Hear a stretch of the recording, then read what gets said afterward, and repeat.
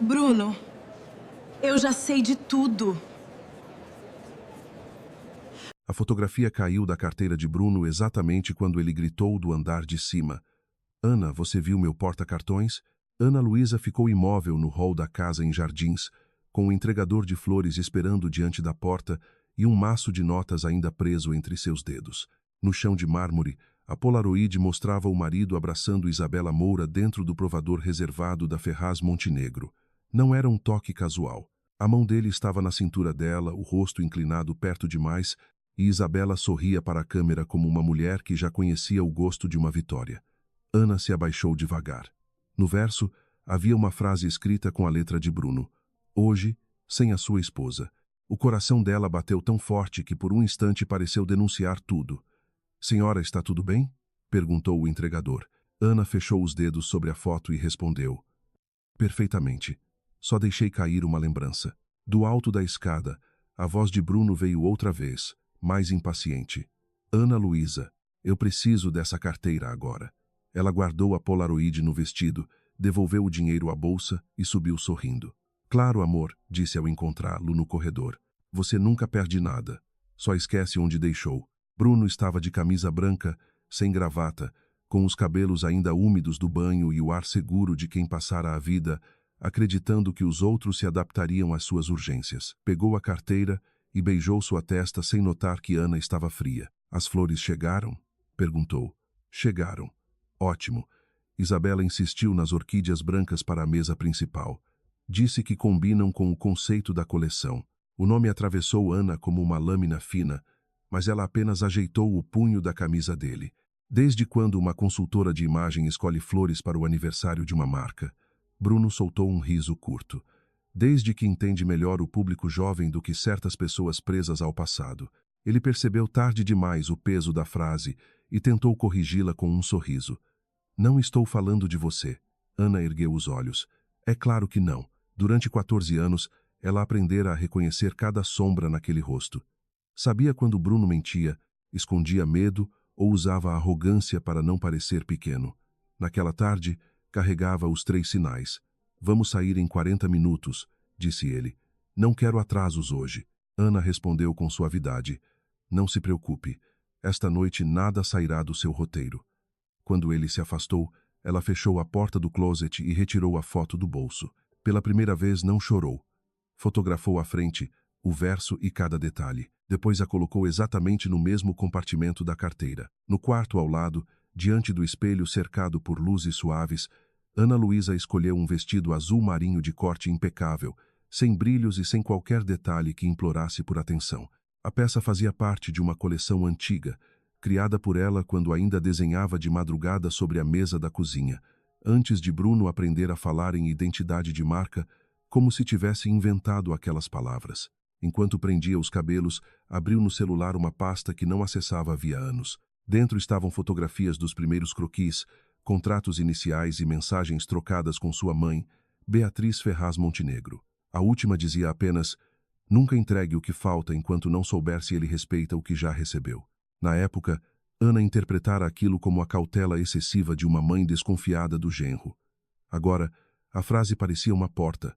Ela ligou para Teresa, a antiga chefe do arquivo criativo. Preciso que ninguém entre na sala de acervo amanhã cedo, disse. Teresa hesitou. Nem o senhor Bruno? Ana olhou seu reflexo e viu uma mulher pálida, mas não vencida. Principalmente ele. Em seguida, apagou a chamada do histórico. Quando Bruno apareceu à porta, já vestido para a festa, examinou-a de cima a baixo e disse: bonita, sóbria, talvez discreta demais. Ana pegou a bolsa. Hoje eu prefiro observar. Ele sorriu, aliviado por interpretar aquilo como submissão. Melhor assim. O aniversário de 30 anos da Ferraz Montenegro ocupava o último andar de um edifício envidraçado na Avenida Faria Lima. Luzes douradas deslizavam sobre tecidos suspensos, fotógrafos se amontoavam diante do painel da marca e taças de espumante passavam em bandejas de prata. Assim que Ana e Bruno atravessaram a entrada, os flashes explodiram. Ele colocou a mão nas costas dela com intimidade ensaiada. Sorria, murmurou. A imprensa adora casais sólidos. Ana inclinou o rosto na direção dele. E os investidores também, não é? Bruno perdeu o sorriso por meio segundo, mas logo voltou a posar. No centro do salão, Isabela Moura os esperava usando um vestido branco de seda que lembrava, de maneira calculada, os primeiros modelos de noiva criados por Ana. Ela avançou com os braços abertos. Finalmente, eu estava morrendo de medo de vocês se atrasarem. Beijou Bruno perto demais da boca e depois tocou o braço de Ana. Você está linda, tão clássica. Ana sustentou o olhar dela. E você está exatamente como planejou. Isabela riu, sem notar a ameaça delicada. Espero que goste das mudanças. Bruno me deu liberdade total. Ao redor, executivos, jornalistas e antigos parceiros observavam os três. Ana percebeu que todos pareciam conhecer um papel que ninguém lhe entregara. Então viu, sobre o palco, uma projeção com o slogan da nova campanha: "O futuro não pede licença". Abaixo, em letras menores, aparecia o nome de Isabela como diretora de conceito convidada. Diretora de conceito? Ana perguntou quando ficaram a sós por poucos segundos. Bruno apertou a mandíbula. É um título temporário, curioso. Na reunião de segunda-feira ela ainda era consultora. As coisas mudam rápido. Algumas, pelo visto, mudam antes de serem comunicadas à fundadora criativa. Bruno segurou o braço dela com força suficiente para doer, mas manteve o sorriso para as câmeras. Não faça uma cena. Ana não tentou se soltar. Cena nenhuma. Estou apenas tentando entender em qual momento parei de participar da história que leva o nome da minha família. Ele a puxou para perto, como se fossem trocar uma confidência amorosa. Você escolheu se afastar. Não pode reclamar porque alguém ocupou o espaço vazio. A frase atingiu exatamente onde ele queria. Durante anos, Ana reduzira sua presença para evitar conflitos, cuidara da mãe doente, abrir mão de entrevistas e deixara Bruno receber aplausos que pertenciam aos dois. Ele transformava agora cada renúncia em prova de incapacidade. Antes que ela respondesse, um homem de terno grafite aproximou-se. Desculpem interromper. Matheus Sampaio, assessoria estratégica do Conselho. Ele estendeu a mão primeiro a Ana, não a Bruno. Finalmente conheço a pessoa por trás do arquivo original. Bruno endureceu. Que arquivo? Matheus manteve os olhos em Ana, o que ninguém deveria esquecer antes de falar sobre o futuro. Havia algo irritante na calma de Matheus. Ele não sorria para agradar, não baixava a voz diante de Bruno e parecia observar os gestos de todos como se já soubesse onde estavam as rachaduras. Ana apertou sua mão apenas o necessário. Não sabia que o conselho havia contratado uma assessoria nova. Nem todos foram avisados ao mesmo tempo, respondeu ele. Bruno entrou na conversa com frieza. Matheus está aqui para revisar uma operação de licenciamento.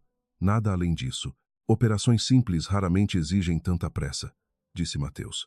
O olhar entre os dois durou um segundo a mais do que deveria. Ana percebeu. Que licenciamento? Bruno tomou uma taça da bandeja e ofereceu outra à esposa. Falamos disso em casa. Não, você me mostrou uma apresentação sobre expansão internacional. É a mesma coisa. Matheus inclinou levemente a cabeça. Não exatamente. Bruno se virou para ele. Talvez seja melhor não discutir documentos incompletos durante uma festa. Concordo, respondeu Matheus. Principalmente quando alguém ainda não leu os anexos. Ana sentiu o instinto despertar. Bruno não estava apenas irritado, estava assustado. Ela aceitou a taça, mas não bebeu. Então amanhã quero todos os anexos na minha mesa. O marido soltou uma risada baixa. Ana, você nem participa mais dessas decisões. Ela o encarou. Acho que está na hora de voltar. A apresentação começou pouco depois. Bruno subiu ao palco sob aplausos e contou a história da Ferraz Montenegro como se ela tivesse nascido de uma reunião de investidores e de sua própria visão empresarial. Falou sobre coragem, reinvenção e liderança. Mencionou Beatriz apenas como a matriarca que lhe confiara o futuro. Ana permaneceu entre os convidados, com as mãos unidas à frente do corpo, ouvindo o homem que amara apagar, frase por frase, os anos em que ela transformara tecidos em linguagem. Uma marca não sobrevive presa à nostalgia, disse Bruno. Ela precisa de novos rostos, novas vozes e novas inspirações. Então chamou Isabela ao palco. A amante surgiu sob uma chuva de luz, emocionada na medida exata, e agradeceu a Bruno por acreditar nela, quando outros ainda tinham medo de mudar. O público aplaudiu. Ana viu dois conselheiros trocarem olhares constrangidos, e Matheus observar, lá do outro lado do salão. Isabela pegou o microfone e disse: nos próximos meses, vamos mostrar que a Ferraz Montenegro não pertence a uma única pessoa. Ela pertence a quem tem coragem de conduzi-la. Ana compreendeu naquele instante que a fotografia não era o começo da traição. Era apenas a primeira prova material de um plano que já estava avançado. Bruno não queria somente outra mulher. Queria outra versão da própria história, uma versão em que Ana nunca tivesse sido necessária. Quando as luzes diminuíram para o vídeo da campanha, Mateus aproximou-se sem olhar diretamente para ela. Não assine nada esta noite. Ana manteve o rosto voltado para a tela. Por que imagina que eu assinaria? Porque seu marido preparou uma mesa reservada no andar inferior, com documentos e 2 testemunhas. Você trabalha para ele? Não, mas sabe demais. É justamente por isso que estou falando com você. Na tela, Isabela aparecia caminhando entre manequins cobertos por tecidos que Ana reconheceu imediatamente. Eram releituras de esboços que ela criara 17 anos antes e que nunca haviam sido lançados. Seu estômago se contraiu. De onde vieram essas imagens? Perguntou. Mateus respondeu. Do arquivo que alguém autorizou digitalizar há 3 meses. Ana virou o rosto para ele. Eu não autorizei. Eu sei. Pela primeira vez, a máscara de neutralidade dele cedeu.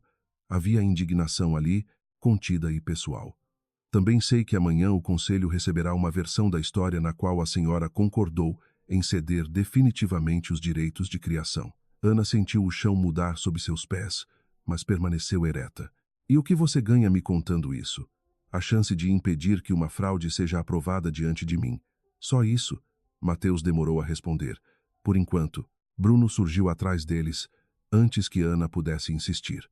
Está tudo pronto lá embaixo, disse, lançando a Mateus um olhar cortante. Ana, precisamos de 5 minutos. Ela se virou com serenidade. Para quê? Uma formalidade da expansão. Você assina, brindamos e voltamos para a festa. Achei que eu não participasse mais dessas decisões. O sarcasmo passou despercebido para quem estava longe, mas não para Bruno. Ele se aproximou e baixou a voz. Não comece. Ana observou o homem diante dela. A gravata perfeita, o sorriso treinado, a confiança construída sobre tudo o que ela havia cedido. No bolso interno da bolsa, o celular guardava a imagem da Polaroid. No salão, Isabela recebia cumprimentos como futura dona de um lugar que ainda não era seu. E em algum arquivo escondido, existiam documentos capazes de provar que Bruno estava tentando roubar muito mais do que um casamento. Ana tocou levemente a lapela do paletó dele, gesto que fez o marido relaxar. Claro que eu vou com você, disse. Bruno sorriu, convencido de que ainda conhecia cada limite dela. Enquanto caminhavam em direção ao elevador privativo, Ana olhou uma última vez para Mateus. Ele não fez sinal algum, mas seus olhos disseram o suficiente. A guerra começara antes que Bruno percebesse que ela finalmente havia parado de protegê-lo. O elevador privativo desceu em silêncio, e cada número iluminado no painel pareceu marcar o tempo que restava para Ana Luísa decidir até onde fingiria não saber. Bruno mantinha o celular na mão, respondendo mensagens rápidas, sem sequer tentar esconder a ansiedade. Quando as portas se abriram no andar inferior, uma sala de reuniões estreita os aguardava, iluminada por uma faixa de luz branca sobre a mesa. 2 testemunhas já estavam sentadas, ambas ligadas ao departamento jurídico da empresa, e uma pasta preta repousava diante da cadeira reservada para Ana. 5 minutos, disse Bruno, puxando a cadeira para ela com falsa gentileza. Você assina a atualização da licença internacional e voltamos para a festa. Ana abriu a pasta devagar. A primeira página trazia termos genéricos sobre expansão, mas os anexos estavam separados por marcadores sem numeração contínua. Onde está o anexo 6? Perguntou. Bruno respondeu depressa demais. Não é relevante. Ela folheou mais uma página. Então por que há uma cláusula que depende dele? Uma das testemunhas desviou o olhar. Bruno fechou a pasta com a palma da mão. Ana, não transforme uma formalidade em espetáculo. Ela ergueu o rosto. Quem está transformando isto em espetáculo é você. Eu só estou lendo.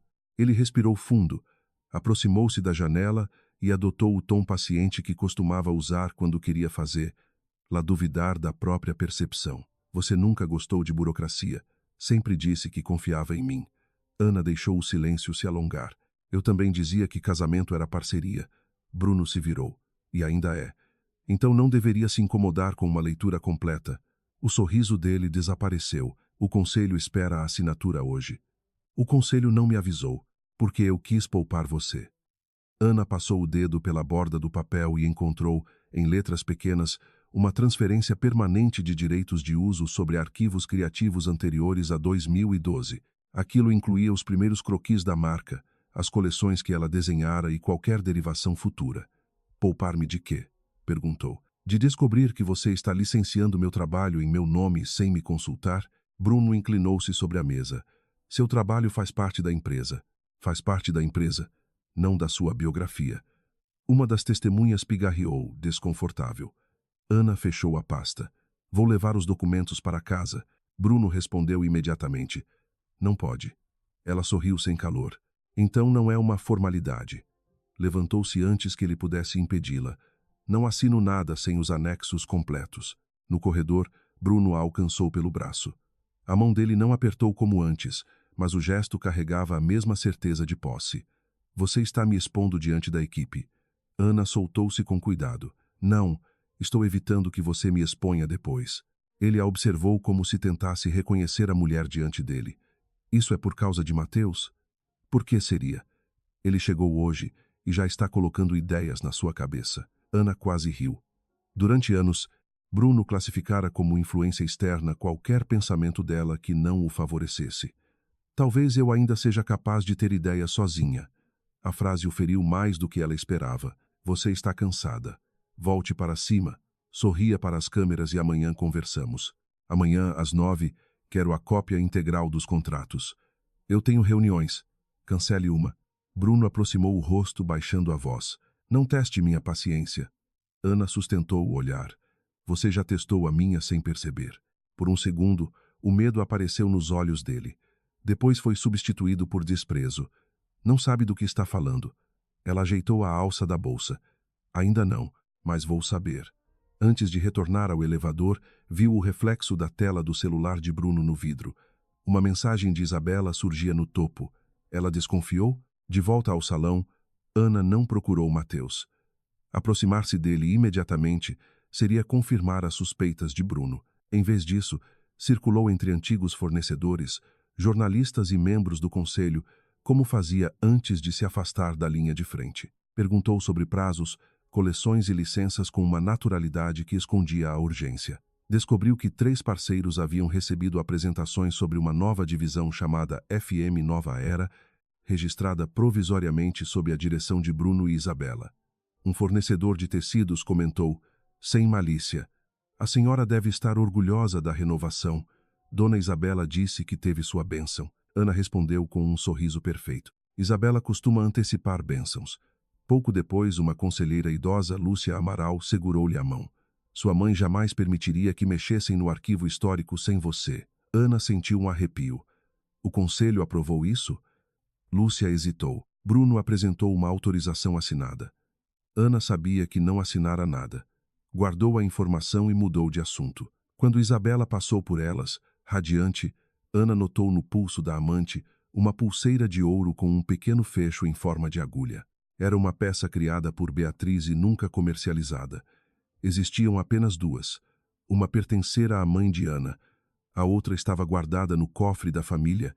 Ela deixou a festa antes de Bruno, alegando dor de cabeça. O motorista conduziu o carro pelas avenidas iluminadas de São Paulo, enquanto Ana mantinha os olhos fechados, não para descansar, mas para organizar cada detalhe. A foto, a campanha, o contrato incompleto, a autorização falsa e a pulseira formavam uma estrutura mais antiga do que aquela noite. Assim que chegou em casa, trancou-se no escritório e ligou para Teresa. Você consegue entrar no acervo antes das 8? A mulher respondeu em voz baixa. Consigo, mas houve mudança no sistema. Meu crachá foi bloqueado esta semana. Por ordem de quem? Do senhor Bruno.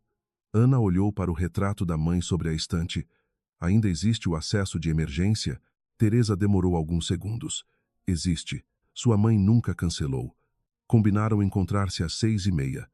Em seguida, Ana abriu o cofre doméstico. A pulseira de Beatriz não estava lá.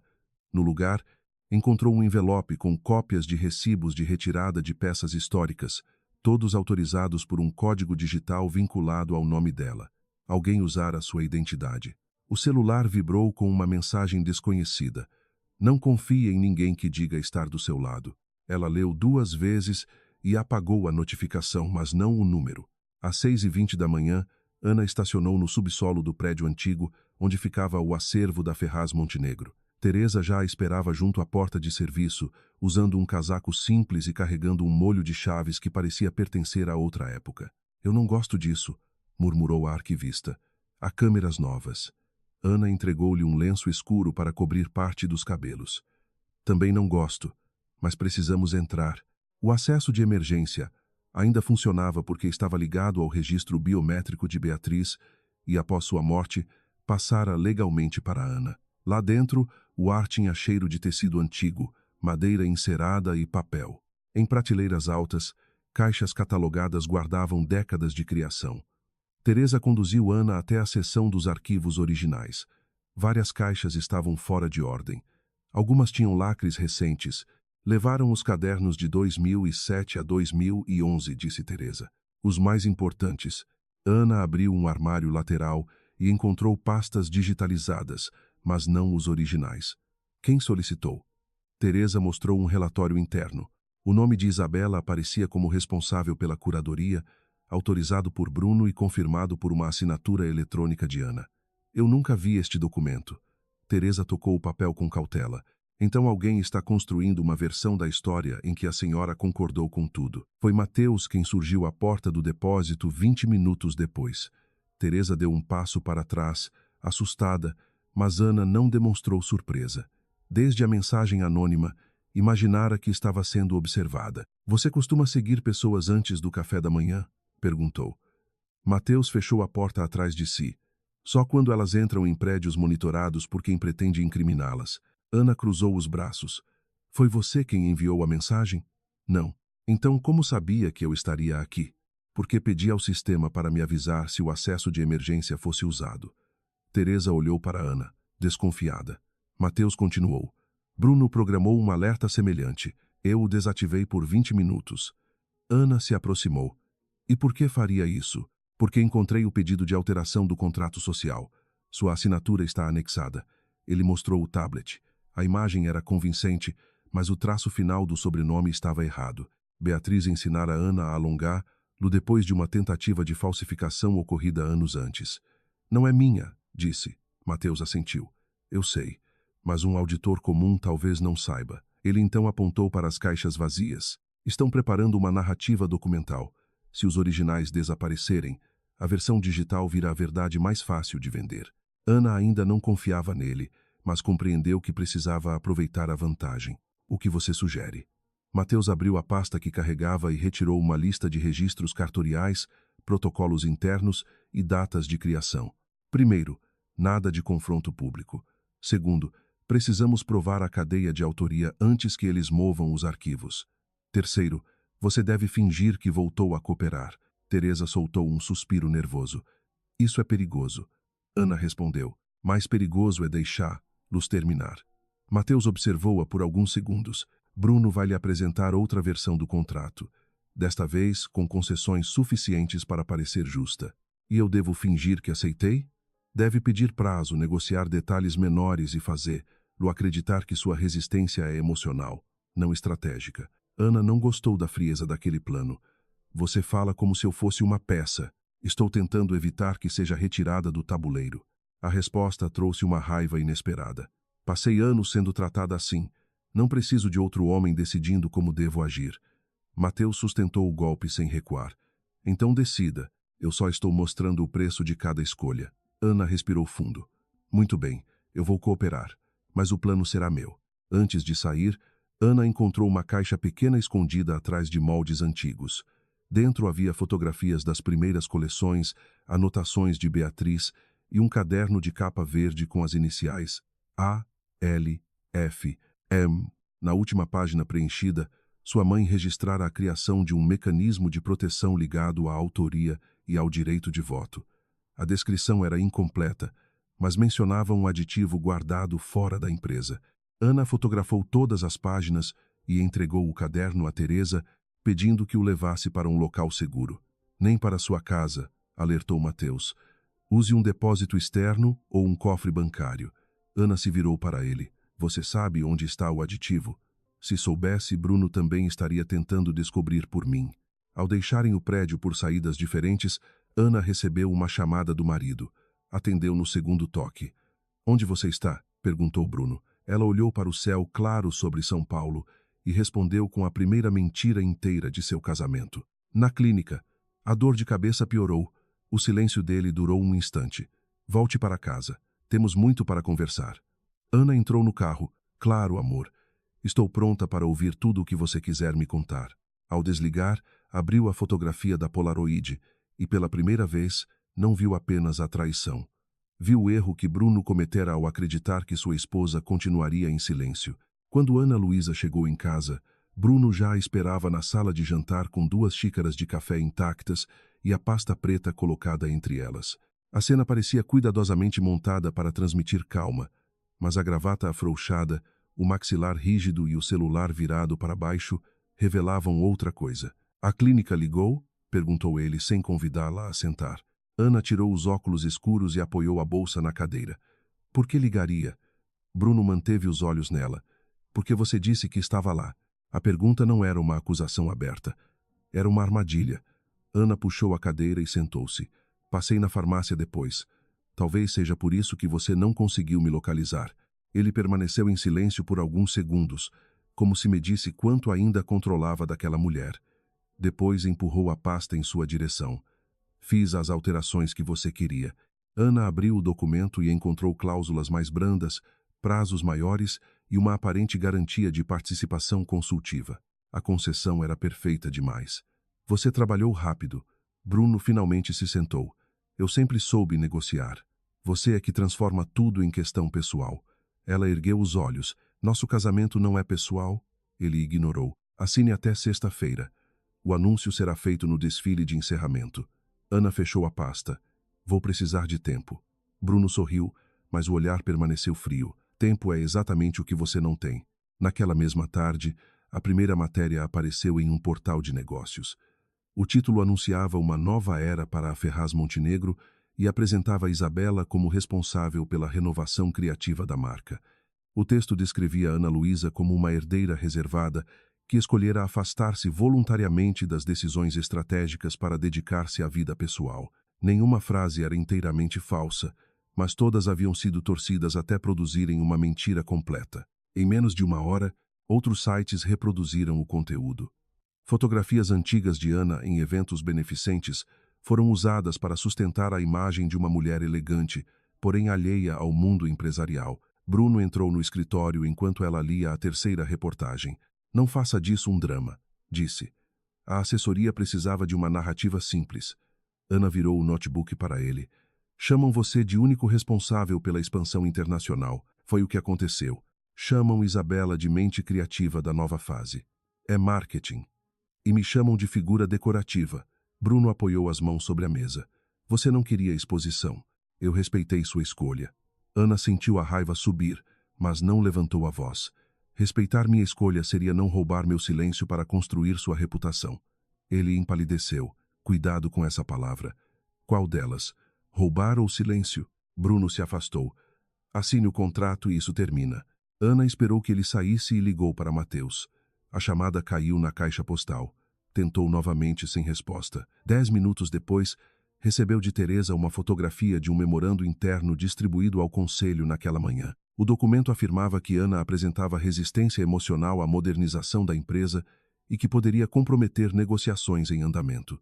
No rodapé, aparecia a assinatura digital de Mateus Sampaio como revisor jurídico. Ana leu o nome 3 vezes. A mensagem anônima da noite anterior voltou à sua mente. Não confie em ninguém que diga estar do seu lado.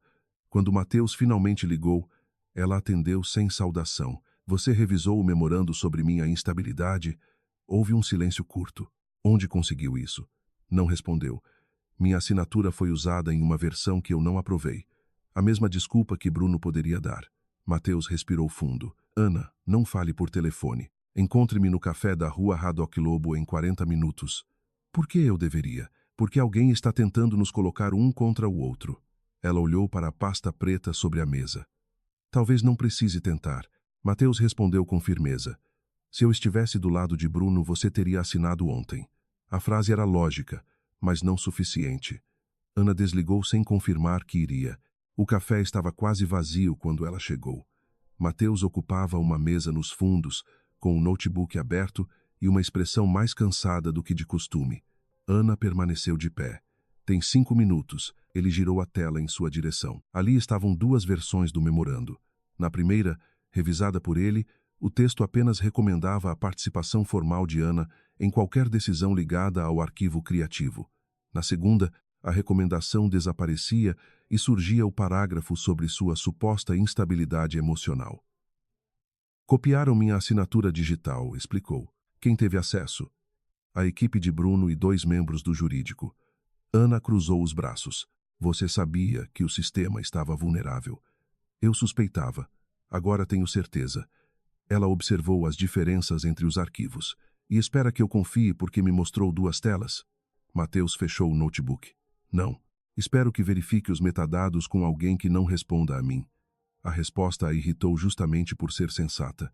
Você sempre fala como se as pessoas fossem processos, porque processos deixam rastros.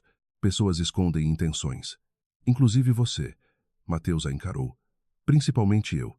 Pela primeira vez havia algo próximo de culpa em sua voz. Anos atrás, aceitei defender uma operação que parecia legítima. Quando descobri a fraude, meu cliente já havia usado meu parecer para culpar toda a equipe. Desde então, não assino nada sem imaginar como será usado contra mim. Ana percebeu que aquele homem não era frio por ausência de feridas, mas por excesso delas. Ainda assim perguntou, e por que arriscar sua reputação por mim? Mateus respondeu baixo, porque reconheço o momento exato em que alguém começa a ser apagado. A aproximação durou pouco. No dia seguinte, Isabela convocou uma reunião criativa sem incluir Ana. Mesmo assim, Ana apareceu. Entrou na sala de vidro carregando o caderno verde e encontrou 20 profissionais sentados diante de uma apresentação com o título Legado Reimaginado. Isabela interrompeu a fala. Surpresa, não sabia que viria. Ana escolheu uma cadeira perto da cabeceira. Nem eu sabia que precisava de convite para discutir meu próprio legado. Bruno permaneceu calado observando. Isabela recuperou o sorriso e apresentou vestidos inspirados nas primeiras coleções da marca. Cada peça reproduzia linhas, recortes e bordados que Ana desenhara anos antes. Ao final, ela perguntou, qual é a origem desses esboços? Isabela respondeu, pesquisa de arquivo. Qual arquivo? O acervo institucional. Ana abriu o caderno verde e colocou uma fotografia antiga sobre a mesa. Era o mesmo vestido, desenhado por ela aos 23 anos, com anotações de Beatriz nas margens. Este modelo nunca pertenceu ao acervo institucional. Foi criado na cozinha da minha mãe antes de a empresa ter departamento criativo. Um murmúrio percorreu a sala. Bruno interveio. Ana, não precisamos transformar inspiração em disputa de autoria. Ela olhou diretamente para ele. Só vira disputa quando alguém tenta assinar o nome no trabalho de outra pessoa. Isabela ficou pálida, mas sua expressão não era de vergonha, era de medo. Depois da reunião, Isabela alcançou Ana no corredor. Você não entende o que está acontecendo, disse, olhando para os lados antes de continuar. Bruno me mostrou documentos. Disse que você havia abandonado tudo, que não queria mais ser associada à marca. Ana guardou o caderno na bolsa. E você acreditou porque era conveniente. Isabela apertou os lábios. Eu passei anos sendo tratada como acessório. Pela imprensa, pelos homens, até pela minha própria família. Esta era a primeira chance de construir alguma coisa com meu nome, usando o meu. Eu não sabia que os desenhos eram seus. Ana observou a pulseira dourada no pulso dela. Também não sabia que essa peça pertencia à minha mãe. Isabela instintivamente cobriu o fecho em forma de agulha.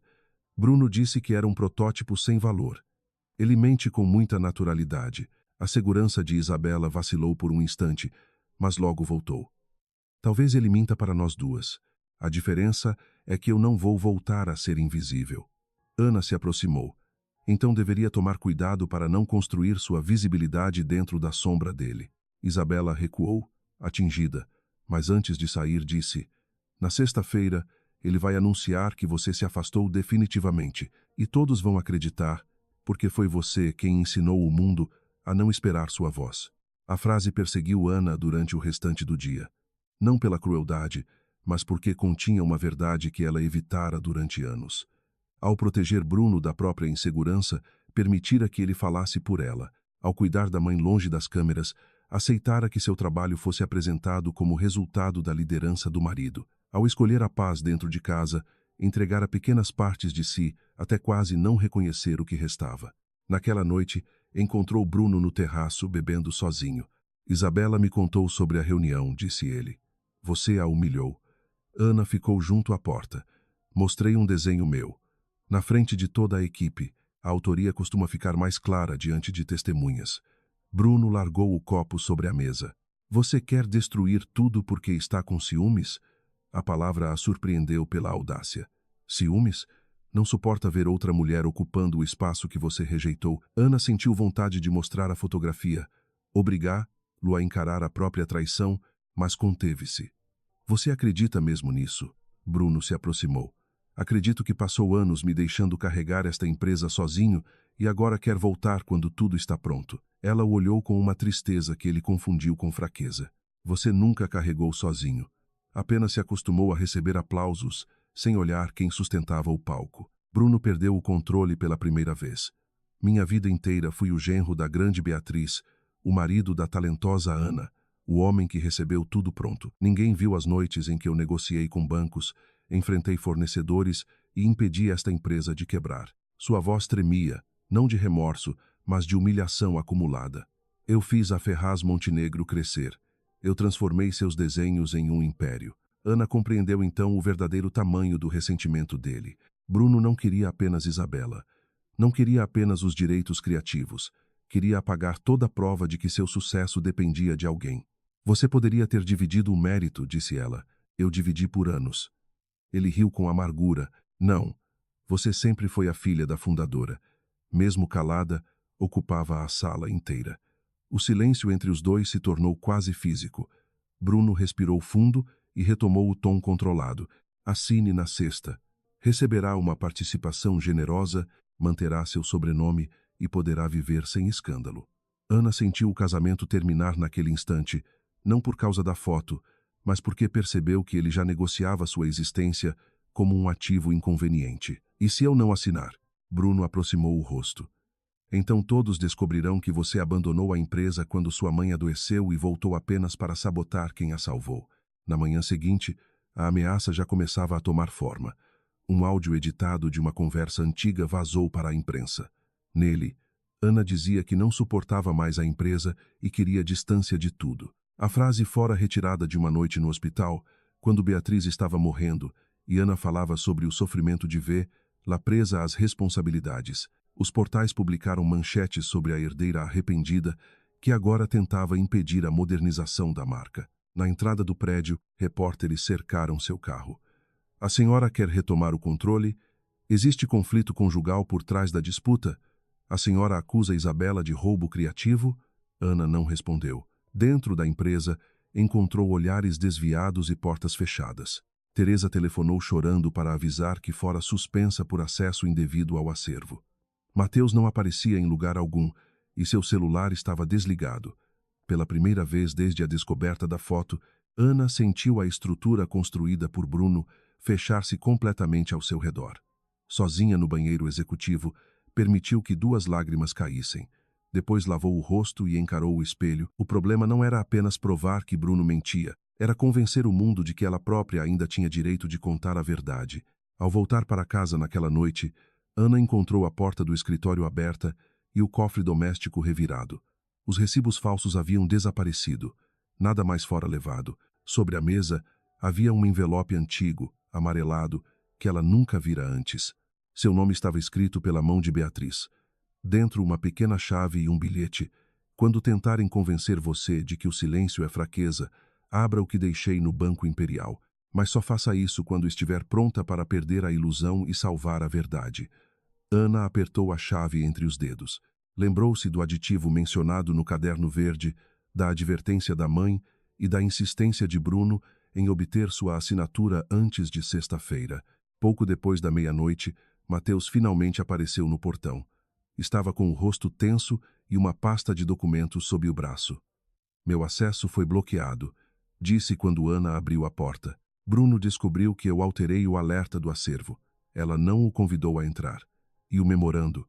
Consegui provar a falsificação, mas isso não será suficiente. Ana mostrou a chave. Pela primeira vez, Mateus perdeu a expressão neutra. Você sabe o que ela abre? Ana fechou os dedos ao redor do metal. Ainda não. Mas amanhã nós vamos descobrir. Ao dizer nós, percebeu que não estava oferecendo confiança, estava escolhendo um risco, e naquele momento, era a única escolha capaz de mudar o final que Bruno já havia escrito para ela. O Banco Imperial abriu às 9, mas Ana Luísa e Mateus já estavam diante da entrada lateral 20 minutos antes. Ela carregava a pequena chave dentro do bolso do casaco e mantinha o rosto sereno, embora cada passo parecesse aproximar lá de uma verdade capaz de destruir o pouco que ainda restava de sua antiga vida. O gerente os conduziu até uma sala subterrânea revestida de madeira escura, onde não havia janelas nem câmeras internas. A caixa foi registrada por Beatriz Ferraz Montenegro há 18 anos, explicou. A senhora é a única beneficiária autorizada. Ana inseriu a chave, mas a tampa não abriu. Havia também um mecanismo biométrico antigo. Quando encostou o polegar, uma luz verde acendeu. Dentro da caixa estavam 3 pastas lacradas, um gravador digital, um conjunto de matrizes de desenho e um envelope com seu nome. Ana abriu primeiro a carta. Beatriz não escrevia como uma mãe assustada, mas como uma fundadora que conhecia a fragilidade dos homens diante do poder. Se você chegou até aqui, alguém tentou separar sua voz daquilo que você criou. Não confunda amor com renúncia. Uma parceria só existe quando ninguém precisa desaparecer para que o outro se sinta inteiro. Ana parou de ler. Mateus não disse nada. Ele apenas permaneceu ao lado dela, oferecendo o tipo de silêncio que não exigia submissão. A primeira pasta continha o acordo original de reorganização da Ferraz Montenegro, assinado quando Bruno assumira a direção executiva. Em uma cláusula especial, Beatriz registrara Ana como fundadora criativa permanente e vinculava parte decisiva do poder de voto à preservação da autoria, da reputação familiar e da integridade institucional. Caso um representante da empresa falsificasse consentimentos, desviasse arquivos históricos ou utilizasse uma relação pessoal para promover a apropriação indevida da identidade da marca, os votos de controle retornariam automaticamente à fundadora criativa. Isto não trata de adultério, disse Mateus, lendo com atenção. Trata de abuso de confiança com impacto direto sobre a empresa. Ana assentiu. A fotografia na carteira não derrubaria Bruno por si só, mas a campanha construída em favor de Isabela, as autorizações falsificadas, o uso dos croquis e a tentativa de obter sua assinatura formavam um padrão. A segunda pasta continha registros de autoria, protocolos de cartório e fotografias dos modelos originais, todos organizados por data. A terceira guardava cópias de segurança dos contratos, incluindo o anexo 6 que Bruno havia escondido. Nele, Ana cederia não apenas direitos de uso, mas a própria capacidade de contestar versões futuras sobre a origem da marca. Mateus respirou devagar. Ele não queria sua assinatura para expandir a empresa. Ana fechou os olhos por um instante. Queria que eu assinasse o meu desaparecimento. O gravador digital continha uma mensagem de Beatriz. A voz, enfraquecida pela doença, encheu a sala. Ela explicava que nunca confiara completamente na necessidade de Bruno ser visto como o único responsável pelo crescimento da empresa. Reconhecia o talento dele para negócios, mas também percebera o ressentimento que demonstrava sempre que alguém mencionava a criatividade de Ana. Não use este acordo para se vingar, dizia Beatriz. Use apenas se tentarem transformar sua confiança em instrumento de apagamento. Ana sentiu as lágrimas, mas não as reprimiu. Pela primeira vez desde a morte da mãe, não chorava de saudade. Chorava porque finalmente compreendia o aviso que passara anos chamando de desconfiança. Mateus desligou o gravador. Temos documentos suficientes para suspender a votação e pedir auditoria. Ana guardou a carta. Não. Ele franziu o senho. Ana, é a opção mais segura. E dar a Bruno tempo para destruir provas, pressionar testemunhas e dizer que estou usando o legado da minha mãe por ressentimento. Uma exposição pública também pode destruir a empresa. Ela o encarou. A empresa já está sendo destruída. Só parece saudável porque ele controla as imagens. Mateus percebeu que ela não queria uma batalha longa nos bastidores. Queria recuperar a narrativa diante das mesmas pessoas que haviam assistido ao seu apagamento. O desfile será transmitido ao vivo, disse ele. Se fizer isso, não haverá volta. Ana fechou a caixa. Foi exatamente isso que ele contou que eu nunca teria coragem de fazer. Durante as horas seguintes, eles montaram uma estratégia que dependia menos de surpresa do que de precisão. Teresa enviou cópias dos registros de acesso ao acervo e aceitou prestar depoimento, desde que sua participação só fosse revelada quando os documentos já estivessem protegidos. Lúcia Amaral confirmou que nunca aprovara a retirada dos cadernos originais e concordou em convocar uma reunião emergencial do Conselho durante o desfile. Um perito independente comparou as assinaturas eletrônicas e identificou alterações incompatíveis com os acessos de Ana. Mateus preparou um dossiê simples, sem acusações exageradas, ligando cada documento a uma decisão concreta de Bruno. Ainda faltava, porém, provar que Isabela e Bruno haviam usado conscientemente o material retirado. Ana lembrou-se do verso da fotografia. Hoje, sem a sua esposa, a frase fora escrita no mesmo dia de uma sessão secreta no provador. Ao verificar a data impressa na Polaroid, Mateus cruzou-a com os registros de entrada. Bruno e Isabela estiveram no acervo naquela noite, acompanhados de um fotógrafo da campanha. A imagem não prova apenas a relação, disse ele. Prova que estavam juntos no local e no período em que os arquivos foram copiados. Ana olhou a fotografia por alguns segundos.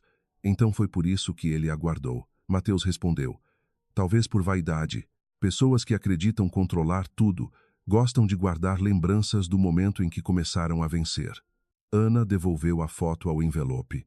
Hoje ele vai entender que aquele momento foi o início da derrota. Bruno passou o dia enviando mensagens cada vez mais impacientes.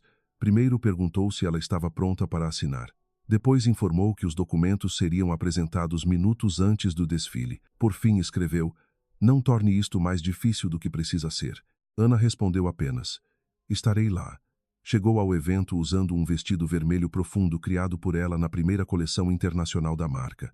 Não escolhera a peça por nostalgia, mas porque cada costura carregava uma assinatura registrada nos arquivos de Beatriz. O espaço, um antigo galpão industrial transformado em passarela, estava cheio de jornalistas, compradores e investidores. Bruno a recebeu nos bastidores com um alívio quase triunfante. Sabia que recuperaria o bom senso. Ele lhe entregou uma caneta de metal. Assinamos depois do discurso. Ana aceitou a caneta. Depois do discurso, Isabela aproximou-se usando a pulseira de Beatriz e um vestido baseado em um dos croquis roubados. A confiança dela parecia menor do que nos dias anteriores. Bruno disse que vocês chegaram a um acordo, comentou. Ana olhou para a pulseira. Ele costuma dizer muitas coisas antes de ter certeza.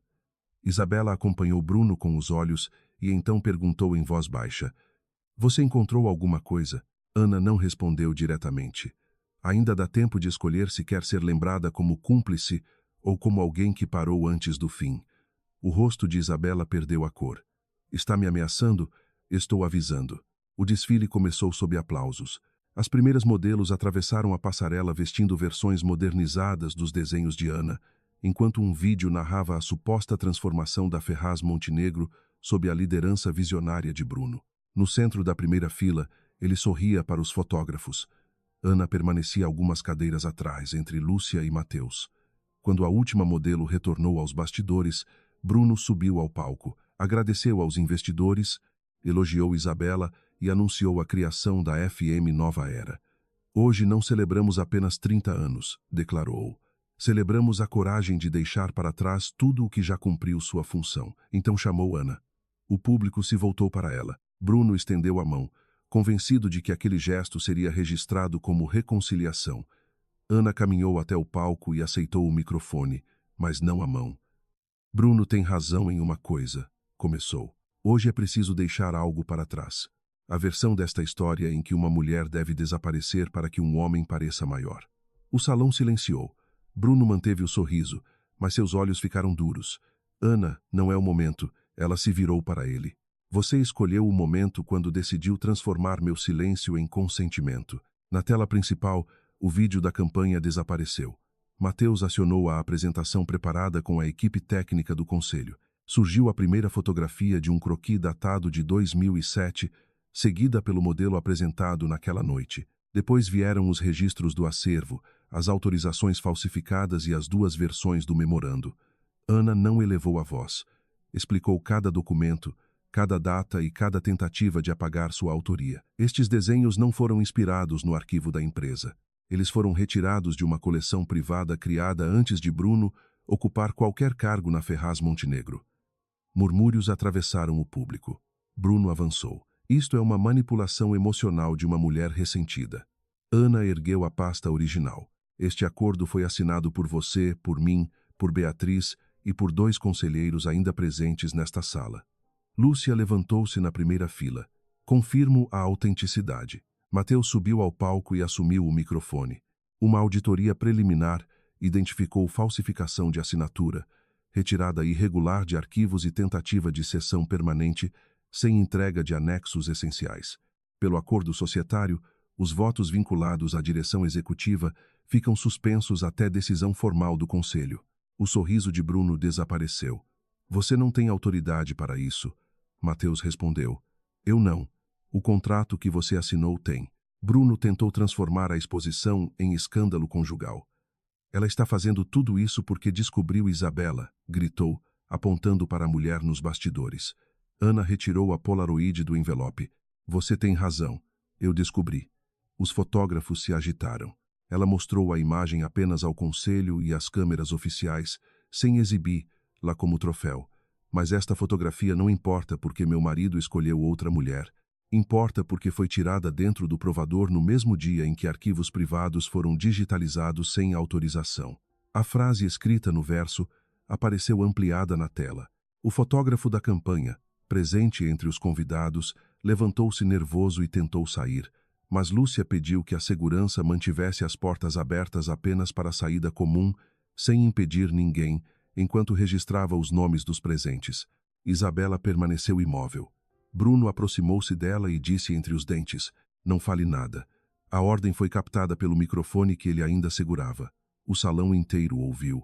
Isabela olhou para a pulseira no próprio pulso, depois para Ana. Ele me disse que os desenhos estavam liberados, declarou, com a voz trêmula. Bruno tentou interromper, mas ela continuou. Disse que Ana havia assinado e que eu seria apresentada como responsável pela nova interpretação. Eu vi os arquivos na noite da foto. Ele pediu que eu escolhesse os que pareciam mais atuais. Não era redenção completa. Era medo. Ainda assim, bastava para quebrar a última defesa de Bruno. A reunião emergencial do conselho foi aberta ali mesmo. Os votos de Bruno foram suspensos, a expansão cancelada e uma auditoria independente aprovada. Ana foi reconhecida provisoriamente como detentora do controle criativo e dos votos protegidos pelo acordo de Beatriz. Bruno permaneceu no palco enquanto os aliados se afastavam um a um. Você planejou tudo, disse, olhando para Ana como se ela fosse a traidora. Desde quando encontrou a foto, ela balançou a cabeça. Não, eu comecei a planejar quando percebi que a foto era a menor parte do que você havia feito. Ele baixou a voz.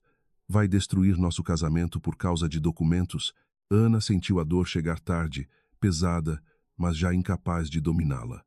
Nosso casamento não acabou quando você tocou outra mulher. Acabou quando decidiu que eu precisava desaparecer para você se sentir inteiro. Bruno olhou ao redor, talvez esperando que alguém o defendesse. Ninguém o fez.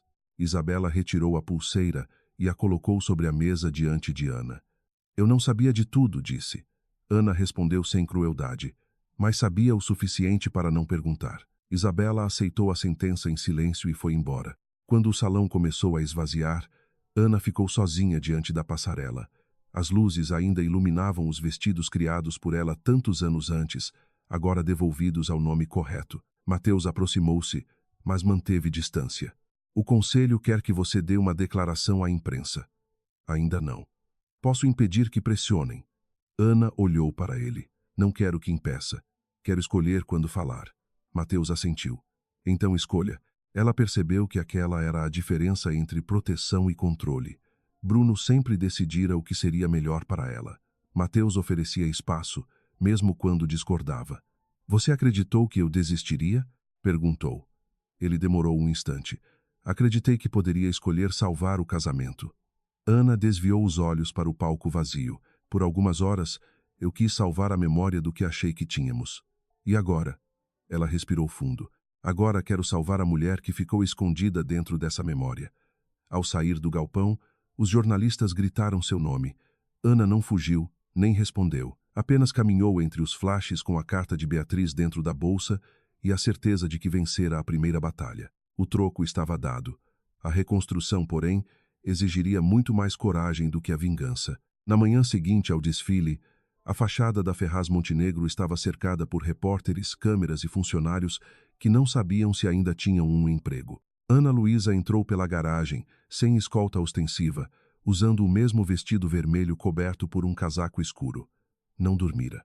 Passara a noite lendo relatórios, respondendo ao conselho e tentando aceitar que, em poucas horas, seu casamento se transformara em evidência pública. Na antiga sala de Bruno, encontrou o marido diante da janela, cercado por caixas que ainda não começara a preencher. Mandaram bloquear meu acesso, disse ele, sem se virar. Até a auditoria terminar. Bruno riu com amargura. Você conseguiu. Tomou tudo. Ana colocou sobre a mesa uma cópia da resolução do conselho. Não tomei nada. Impedi que você levasse o que nunca foi seu. Ele finalmente a encarou. Parecia menor sem a plateia, sem o terno impecável e sem pessoas esperando suas ordens. Eu construí esta empresa com você. Construiu, e poderia ter continuado ao meu lado. Ana manteve a voz firme, mas preferiu apagar meu nome para não dividir o mérito. Bruno apertou os punhos. Você não entende o que era entrar em uma sala e ouvir todos perguntarem por Beatriz ou por você. Ana respondeu. Entendo mais do que imagina. Passei anos entrando em salas onde ninguém perguntava por mim. A auditoria começou naquela tarde e revelou que as falsificações não se limitavam aos contratos de expansão. Bruno havia usado autorizações digitais de Ana para transferir peças do acervo, aprovar pagamentos à empresa de comunicação de Isabela e antecipar receitas de 2 coleções futuras. Nenhum valor desaparecera para contas pessoais, mas a estrutura fora criada para tornar a FM Nova Era financeiramente independente assim que Ana assinasse a seção final. Era uma tentativa sofisticada de substituição, não um roubo impulsivo. Mateus apresentou os documentos ao conselho com precisão, evitando transformar Bruno em caricatura. Ele assumiu riscos sem autorização e manipulou registros para obter controle, disse. O fato de acreditar que estava salvando a empresa não elimina a fraude. Bruno tentou justificar que precisava agir depressa para atrair investidores jovens. Lúcia Amaral respondeu com frieza. Uma empresa que só sobrevive falsificando o consentimento de sua fundadora já deixou de ser uma empresa saudável. Ao final da reunião, o conselho afastou Bruno da direção executiva, cancelou seus poderes de representação e encaminhou as irregularidades para análise jurídica independente. Ana votou a favor, mas recusou a proposta de expulsá-lo imediatamente de toda a participação societária. Ele responderá pelo que fez, declarou.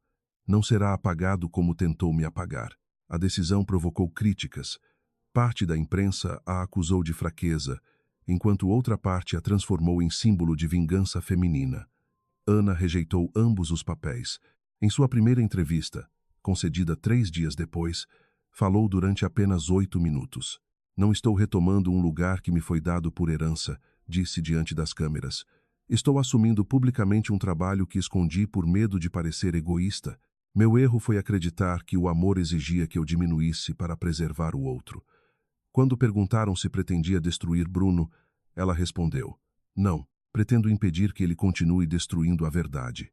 A frase percorreu o país, mas o que mais a tocou aconteceu depois da transmissão. Costureiras antigas, modelistas, fotógrafos e fornecedores começaram a enviar registros de coleções assinadas por ela, lembranças de reuniões nas quais Ana criara soluções que Bruno apresentara como próprias.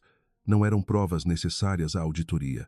Eram pedaços de uma identidade devolvida. Teresa foi reintegrada e recebeu a missão de criar um arquivo transparente, com a autoria registrada de cada profissional. Ao entregar-lhe o novo crachá, Ana disse, nunca mais quero uma história construída sobre pessoas invisíveis. Teresa sorriu com os olhos úmidos.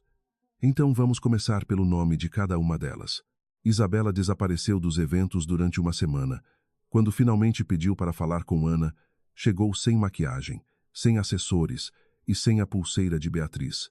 Encontraram-se em uma sala vazia do ateliê antigo, onde manequins cobertos aguardavam a próxima coleção.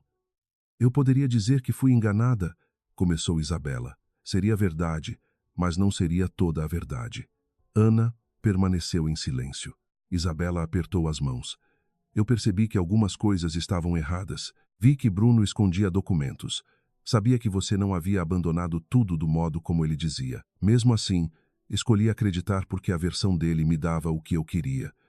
Meu lugar, disse Ana. Isabela baixou os olhos. Um lugar, qualquer lugar onde ninguém pudesse me tratar como decoração. Ana compreendeu a ferida, mas não a confundiu com inocência. Você tentou deixar de ser acessório de um homem usando o trabalho de outra mulher. Isabela assentiu, recebendo o golpe. Vou entregar todas as mensagens e contratos. Também quero devolver o dinheiro da campanha que ainda não recebi. Faça isso com os auditores, não comigo. Antes de sair, Isabela perguntou se algum dia Ana a perdoaria. Perdão não é absolvição, respondeu ela. Talvez um dia eu pare de carregar raiva, mas você ainda terá de carregar responsabilidade. O divórcio foi iniciado sem anúncio dramático. Ana e Bruno se encontraram no escritório de dois advogados, sentados em lados opostos de uma mesa comprida. Ele parecia exausto, mas ainda tentava preservar alguma dignidade. Não vou disputar a casa, disse. Nem as peças de Beatriz. Ana agradeceu com um movimento discreto. Quando chegaram à divisão das participações, Bruno aceitou manter apenas uma cota minoritária sem poder de gestão, condicionada ao resultado da auditoria. É mais do que o conselho queria me deixar, comentou. Ana respondeu.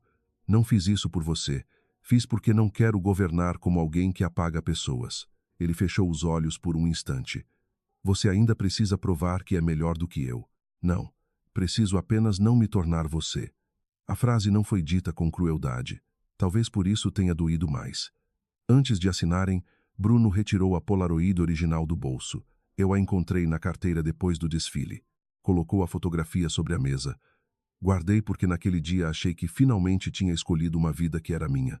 Ana olhou a imagem uma última vez. Você poderia ter escolhido sua própria vida sem roubar a minha. Bruno não respondeu. Quando a assinatura terminou, ele se levantou e disse: Eu amei você. Ana acreditou. Esse era o aspecto mais triste. Eu também amei. Mas amor sem respeito vira uma desculpa para suportar o imperdoável. Nas semanas seguintes, Ana recusou o cargo de diretora executiva permanente. O conselho estranhou, e alguns investidores interpretaram a decisão como insegurança. Ela explicou que desejava liderar o núcleo criativo e a reconstrução institucional, enquanto a administração seria entregue a uma profissional escolhida por competência, não por laço familiar. A nova presidente era Marina Couto, antiga executiva do setor têxtil conhecida por recuperar empresas sem destruir suas equipes.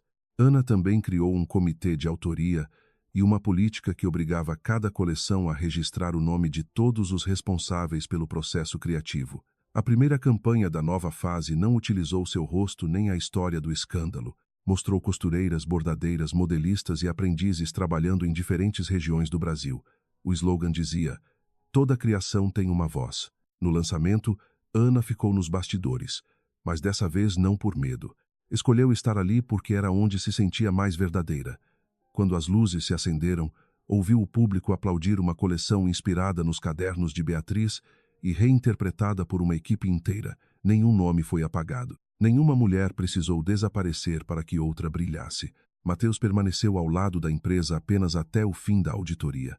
No último dia, entregou seu relatório a Ana no terraço do prédio da Faria Lima. São Paulo se estendia abaixo deles, ruidosa e indiferente ao que haviam enfrentado. O conselho quer contratá-lo como diretor jurídico, disse ela. Eu recusei. Ana franziu o senho. Por quê? Mateus apoiou as mãos no parapeito. Porque não quero que você se pergunte se cada conversa entre nós está ligada a um contrato. Ela o observou. Durante semanas, ele nunca ultrapassara a distância que ela própria estabelecera.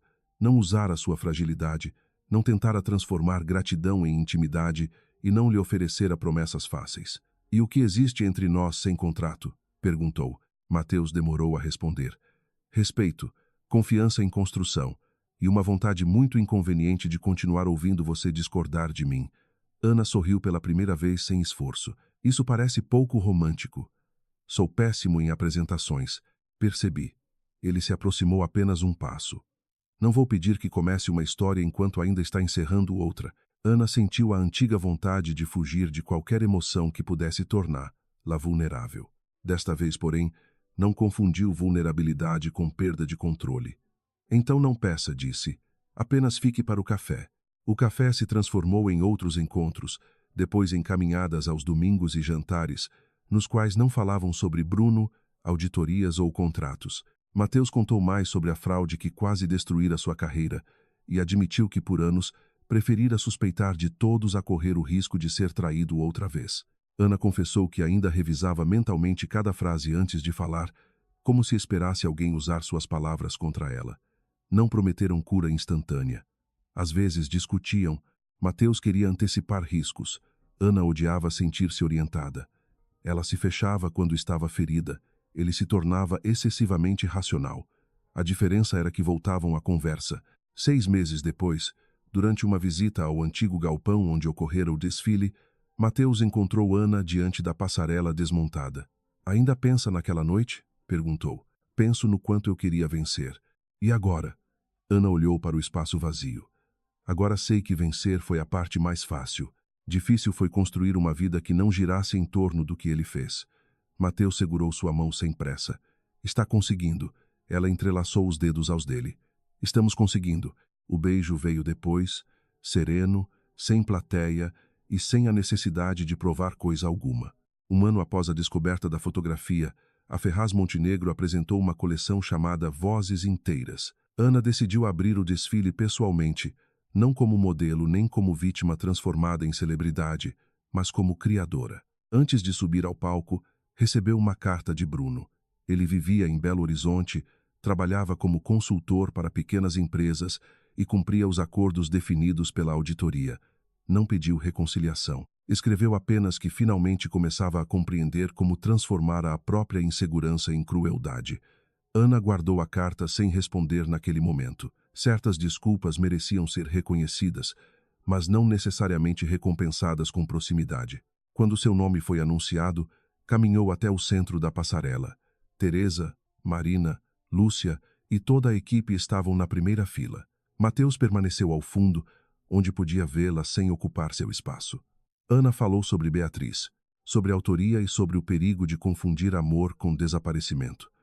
Depois respirou fundo e disse: "Durante muito tempo, achei que meu troco seria tirar tudo de quem tentou me destruir. Eu estava errada. Meu verdadeiro troco foi recuperar o que nunca deveria ter entregado: minha voz, meu nome e o direito de escolher quem pode caminhar ao meu lado." Os aplausos cresceram. Ana procurou Mateus entre as luzes e encontrou o olhar dele. Não precisava mais fingir que não sabia. Não precisava mais preparar vinganças em silêncio. Pela primeira vez, sua vida não era uma reação à escolha de outra pessoa. Era uma criação inteiramente sua.